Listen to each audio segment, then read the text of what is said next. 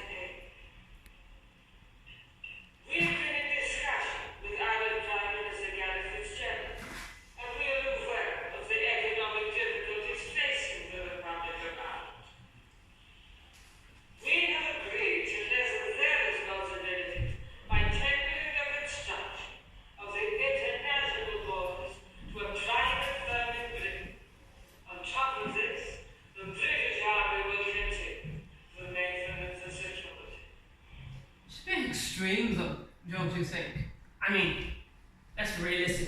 It's a ghetto, and that's what it is. Poverty's going to be rife. The lionist paramilitaries are going to massacre the nationalist community. And how long until you start shipping all the other nationalists into this little ghetto you've created in Belfast? How long? You know that I will care as long as I live those out. And also that the people of Britain simply don't care about what they are. We understand that this could upset those of the unionist movement, but I can assure you that this in no way undermines the constitutional position of Northern Ireland. What we are doing strengthens and protects the integrity of the Union. I can't even believe that. Further than the delineation of the Irish border to ensure peace and stability, a number of measures and conditions must be introduced to curb the activities of Republican terrorists. First, as the HSFC, all boys of the Catholic faith will be assessed and re-educated to ensure the end of brainwashing by the IRA. Special facilities will be set up across Northern Ireland for this purpose. Secondly, loyalty tests will be introduced for all those currently over the age of 15, and in turn for anyone who fails these tests. This is to ensure that the heart of terrorist activity is crushed.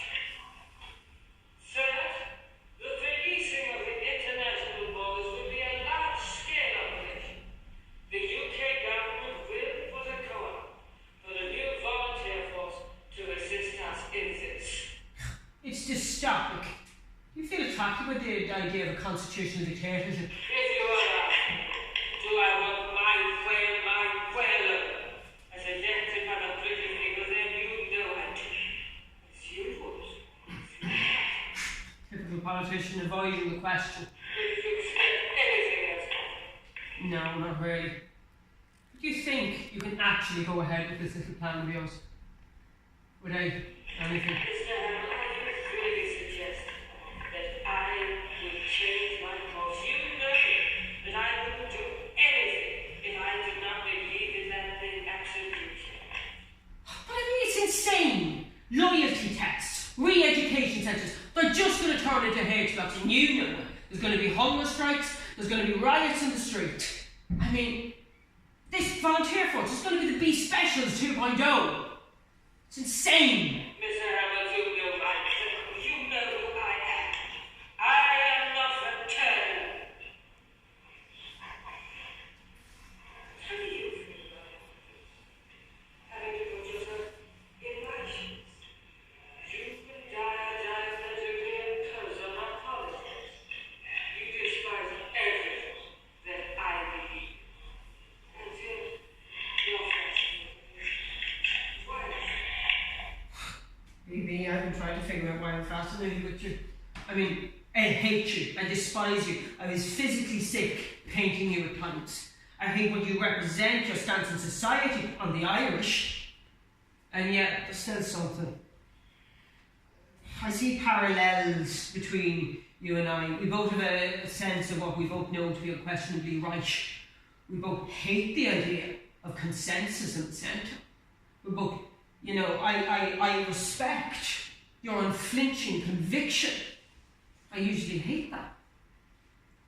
At the end of the day, I have to admit to some fucking twisted, disgusting admiration for you. I have to live with that. You don't. You have no idea. I mean, like I said, I have to live with that. Look at me.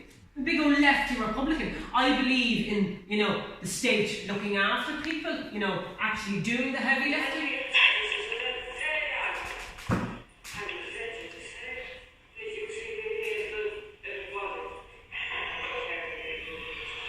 God won. Yet I still respect you. I think part of it is got to do with the fact that you're a woman in power. I always did prefer seeing women in power. Not that you're a feminist, of course, we have to remember that, don't we? Like I said, it's something to do with you being a woman in power. Part of the reason I like Mary Lou McDonald so much, even though she is far better at politics than you. I wonder what Freud would say about that. Young man. Oh, God, no, far from it. It's got to do with the power. Instead of acting, getting further. I'm leaving me, I'm starting to find you, entering into your otherness. I think I have found you. May I take over, Mrs. Thatcher? Does that be okay? Yes. Excellent. Was this finally enshrined for the people of Britain is the liberty of freedom. For too long we have lacked that fundamental right, the right of freedom. Life has been lived in fear of these people. People who want to go about their business freely can't. The mother has not been able to go to work safely, or to bring her children safely to school and do the weekly shopping. Young people have not been able to enjoy their lives. The introduction of this legislation will return those fundamental rights of freedom, the core tenet of everything the Conservative Party believes in. I would like to take this opportunity to thank my colleagues, the Secretary of State for Northern Ireland, Douglas Hurd, Secretary of State for Defence, my dear friend Norman Tevitt, Home Secretary Leon Bredon, and Lord President of the Council of William Whitelaw. They have been an invaluable help throughout this process. We are sure that people will see these proposals as honest and right, and that which will finally bring peace and stability to Northern Ireland and the rest of the United Kingdom. Thank you very much for listening today, ladies and gentlemen. I would be interested in your input into this legislation. Are you willing to give it? No? I think you should. It seems to me that people are very slow to give me answers. They're scared of me for some reason. I can't think why. Can you? Questions? Vincent, you're usually very good at giving questions. I like to talk to people who are actually democratic and not just constitutional dictators. Oh, I am democratic. As you know, I get elected by the British people. It's 1985, I've been elected twice already by them, 1979 and 1983. So I am democratic. You don't seem to mind reinstating internment. Oh no, I don't mind reinstating internment. And I wouldn't make you a constitutional dictator in any way, shape, or form. We have to protect the people of Great Britain. From the problem you caused. How did I cause the Isle of Man? You're constantly harsh on them. You're constantly... One has to be harsh on terrorists. They're only asked for basic rights. Like, if you would actually just... Basic listen, rights? If you would just listen What about to them. human life? What about my life? Oh, what got them to that stage? Because they are terrorists. No.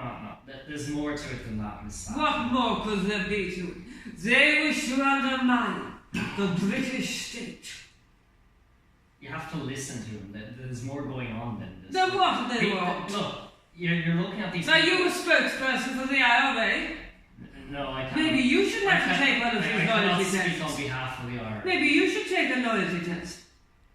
And if I fail, would you lock me up in a prison? Oh, yes, I would. Because you would be a threat. And if I were to get killed in that prison, would you take responsibility for my death? My prison wardens are the best Would you take trained in the world. responsibility for my death if I get killed in one of your prisons? Yes or no? My prison wardens are the best in the world. They would not kill anyone, unlike your people.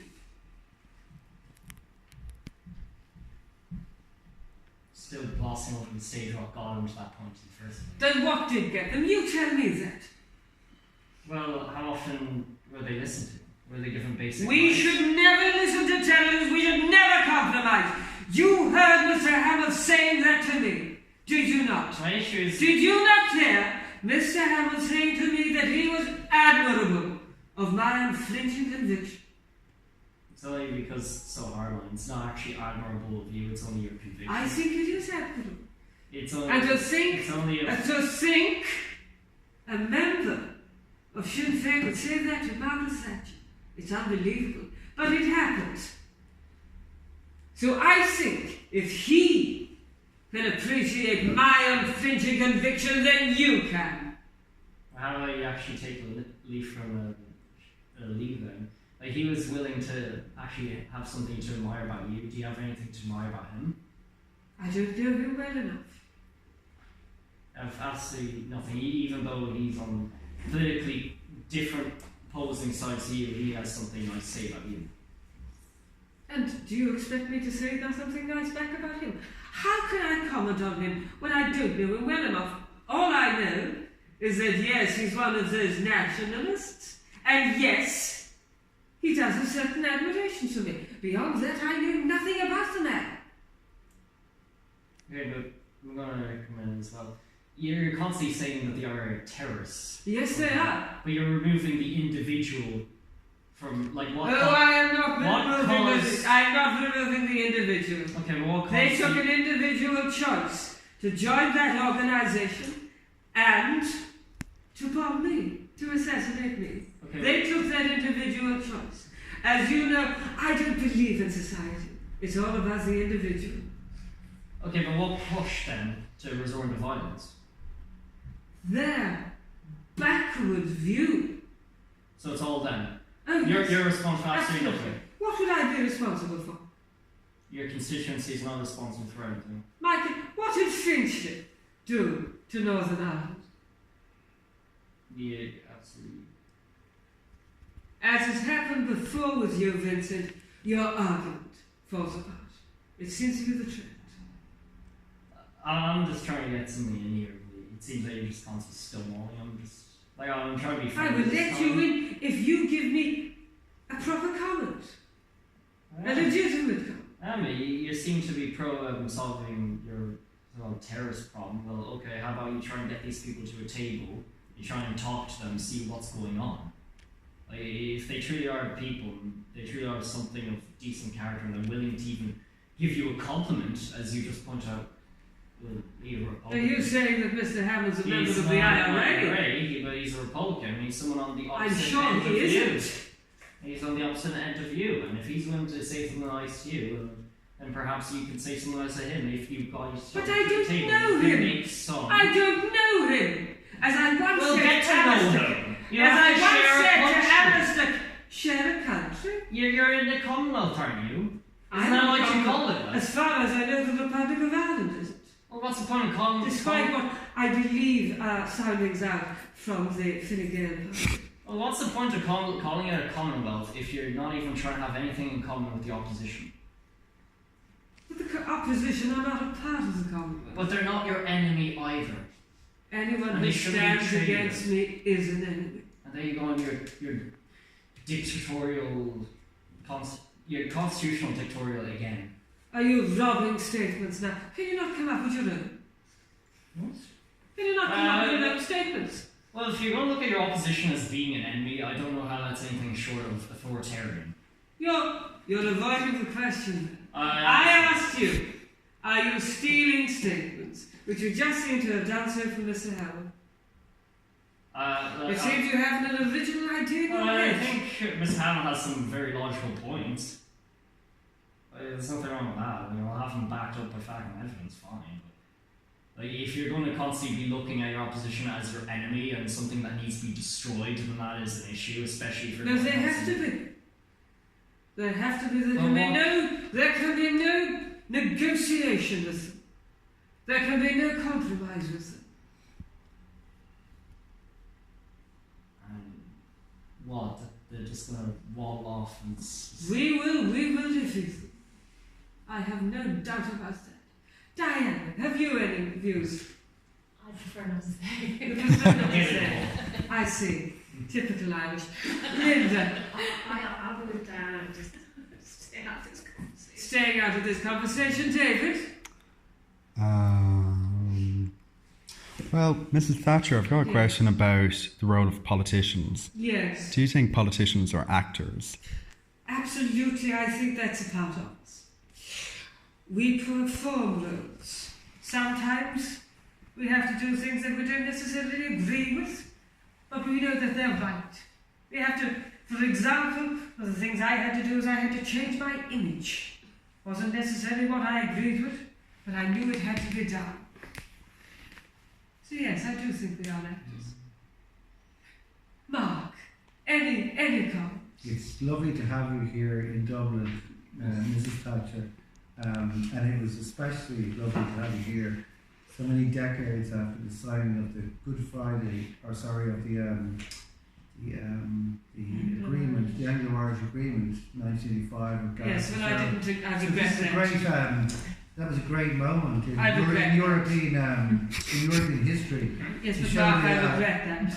Well, it's still a wonderful moment, and especially in the times we're in today, it's really significant to look back on a great moment when the British Prime Minister was able to come to such a great fundamental understanding with the Irish and to recognise the Irish state in 1985. So, But like I said, I regret doing that. Chloe, What are your thoughts on Brexit? on Brexit. I've been told a lot about Brexit recently. I think it's a thoroughly good idea. I think for far too long, French and German governments have been trying to tell good old Britain what to do. So I think it's about time that we charted our own course, away from the EU. What about the economic implications of Brexit for Great Britain? Oh, I think we'll be able to do just fine. I think we'll be able to do just fine. We're the fifth biggest economy in the world after all. We've a lot of money there. And all that money we won't be sending to the EU anymore. We'll be able to spend that in the country. And, of course, the special relationship we have with America. That will always come in very useful to us. Amy. Mark. I have a question. I would Yes. love to know if this is true or not.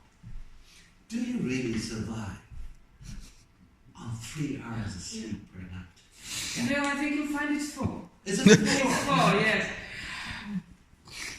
Well, I'll let you in on a little secret. Yes, it is 4 hours of sleep. And I think that's really all that is necessary. But I also tend to take a few naps in the car. Ah, that explains it. It does, doesn't it? So I'm very curious about you, your private life, how you relax, how you actually sort of wind down. I quite enjoy watching a wonderful program, Yes, Prime Minister. a very good comedy we have on BBC. A very, very good comedy. I'm not a fan of Spitting Image. But I also enjoy taking a bath. 0.3% of an electric current running through it. And It's good for beauty. I've heard you and Barbara Cartland were great friends and that you exchanged many letters. So do you read her books? Do you get any of your ideas from her literature? Barbara Cartland was obviously a romanticist. I'm quite fond of Barbara Cartland, as you're quite rightly saying. Myself and her exchanged many, many letters. She also gave me many a good herbal remedy. You know, one needs good powerhousing through of these days. One is very, very busy. Very, very busy. Helen, any questions or comments? I think that the term to be handbagged has been assigned to you generally. What is in your handbag? Believe it or not, I have a torch in my handbag, amongst other different official papers. I keep that torch because of the bomb at Brighton. It was a very, very difficult time for me and Dennis. Just at 3 o'clock in the morning, just finishing up papers, preparing for the next day at the Conservative Party conference. And the bomb went off. It was quite horrific. I couldn't see anything.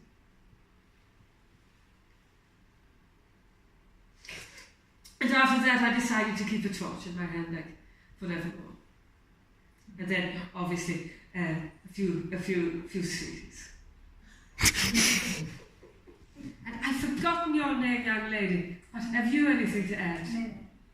Minel. Minel. Okay. Have you any comments to add? Nothing. Okay. Well, I think I'll take this opportunity to hand it back to Mr. Hammond. So what did we think? Brilliant. Good.